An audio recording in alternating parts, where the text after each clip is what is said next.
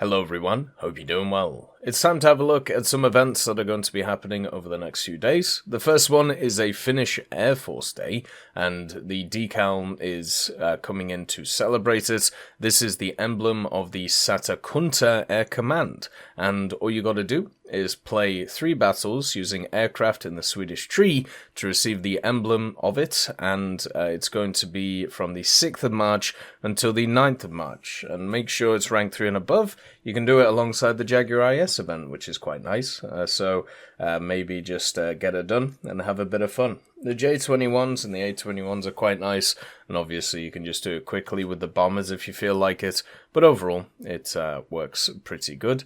Then Alexander Pokyrshkin, he's back again. His P39N-0 is going to be back for his birthday. It's a GE vehicle, going to be 1300 Golden Eagles, and is going to be back from the 6th of March until the 9th of March, and overall is quite a nice vehicle to actually have. We'll go through it in the game, just to give you an idea of what it looks like, and also what to pick up. So the thing about Pokyrshkin's P39-0 is it's really low BR, compared to a lot of the other rank 3s that are in the game. This is really good though, because it means that you can do your dailies, and you can do your specials all with this vehicle, which is really cool. So, because it's a lot lower than others in Realistic, you can see it's actually the lowest BR rank 3 in at least the Soviet tech tree. It's just easier to use, and that is really cool. I think the reason why it is such a low BR, low rank, is because in arcade it's actually a 3-3 vehicle, so it makes a little bit more sense, but it has really high rewards, and it is generally quite a nice plane to fly. Has a good kind of climb rate. It has all of the guns in the front here, as you can see. No guns on the wings, so it is more maneuverable. And of course the engine in the back, since it's an Aerocobra. I've had some great times in this one, and it was a go-to for a lot of events. So I actually highly recommend this. If you haven't played the Soviet tech tree, and you want to get into it, there's a few rank 3 and rank 4 worrisome vehicles for the Soviets, so Pokyrshkin can get you through it pretty well, and have a pretty good time on the other end. It's a fun vehicle. I'd definitely go for it. So after the dev server finishing, of course we've gone into when updates season, because of course a lot of people want to get access to the new vehicles, and I feel like it's worth kind of going through the general way that a lot of this stuff works, just to kind of put it in a video. I don't know if I ever have. We've talked about it on stream quite a lot, but I don't think I've ever kind of sat down and talked about the process of the, I suppose, an update coming out. The first thing that happens is you get a few dev blogs, usually at the end of a week. And at the end of a week, on Friday, Thursday, whether it's a pre-order one or just something to get you kind of interested. What they used to do before is they used to ramp up dev blogs. So the first ones weren't actually that interesting, but now they just hit you with premiums or, something to get your spices going. Then you usually have a few leak lists, some which are fake, usually one which is real, and you have to work out what's going on.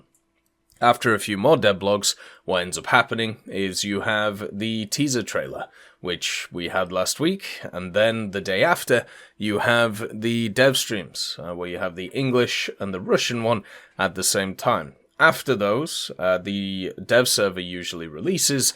We get to see all of the new content, and not all of it though, because sometimes some of it is still sat in the files, or just not ready to go. So we're at that stage now where the dev server has just ended, and usually the dev server goes on a little bit longer, and they usually update it a little bit more, at least over the last year or so. So now we're at this stage of the update cycle. There's only a few steps left, and the only question is what they decide to do.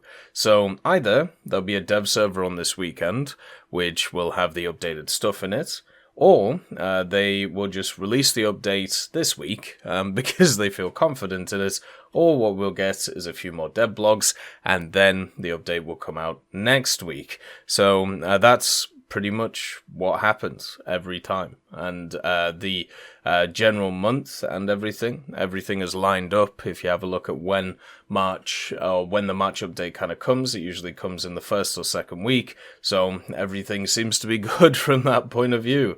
And yeah, the dev cycle is the same for every update. They haven't really changed it.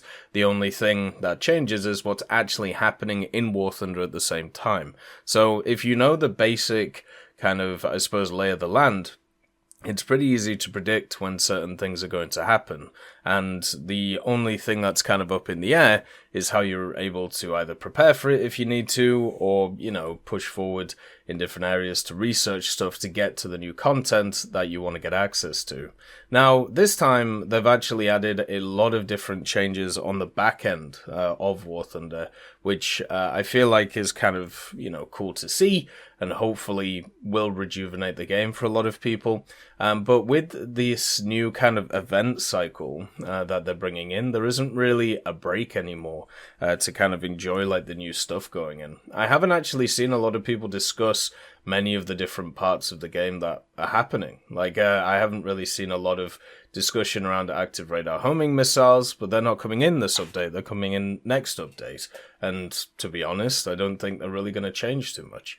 Then, at the same time, I haven't really seen any discussion of the maps. All I see is memes, because I don't know whether it's just, people see this stuff as constant, where you just have like constant updates and constant this and constant that, or maybe it's because, everything gets leaked beforehand, so people already know what they're looking forward to. It's more of a question of, okay, so the things that were leaked, where are they? And also, instead of talking about the vehicles that are coming into the game, people are talking about the vehicles that got leaked but aren't coming into the game. It's very odd how all of this stuff works. So I feel like in War Thunder we're always looking for the next stage, and there's no kind of enjoying what is going on right now. And that is odd. It's very weird how that's set up now.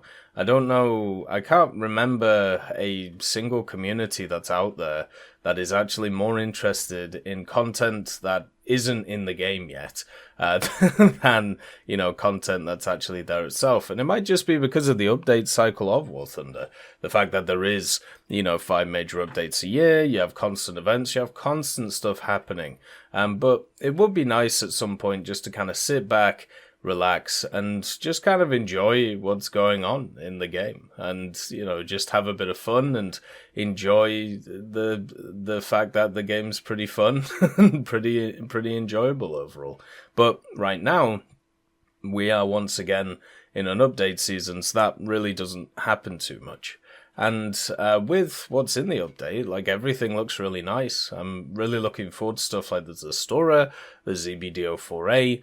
I want to see how stuff like the AH-60 actually affects the game, and also get stuck into the French naval stuff. I think overall, this update is looking really nice. I want to see how the Fox fits in the game, and also some of the other vehicles that are around the place. And hopefully, once my health is better, we can have a bit of fun, on stream, having a look at a bunch of these vehicles. And whether the update comes out this week or whether it comes out next week, it doesn't really bother me. I'm just going to be happy to see it as it moves around. The devlog season, right now, usually they do stuff like the mechanics and the map stuff last. So with the Sensor Vision one up, with the North Holland one up, it wouldn't be a surprise if we see the update this week. But if it's not this week, for a fact it's going to be next week. They usually release updates either on Thursdays or Tuesdays or Wednesdays, and the reason for this is because they can fix any bugs that they find before the weekend, which is where the majority of people play compared to the weekdays. So, yeah. And also, releasing stuff on Mondays doesn't seem to happen, since there's a lot of the world that doesn't actually work on Mondays. So, that's pretty much how it goes. So, hopefully, you've garnered some insight from the update cycle and where we're at on it right now. I'm hoping that we'll see this stuff soon, but if we don't, at least it's going to come in the next few weeks. As always, hope you have a wonderful day, and I'll see you next time. I'd like to thank Schnitzel Stroker, Brendan Quinn, Vilneus, Character Fuel, Carrion Crow, Nicholas Richardson, Gus Irenicus, Pyman, Wartinder, Teddy, Daniel Stanton, B. Young, Opium Prime, Masonocrat, Lafouche, Alan Hacker, Sem Arslan, Uncle Bean, and Derek R. for supporting the channel.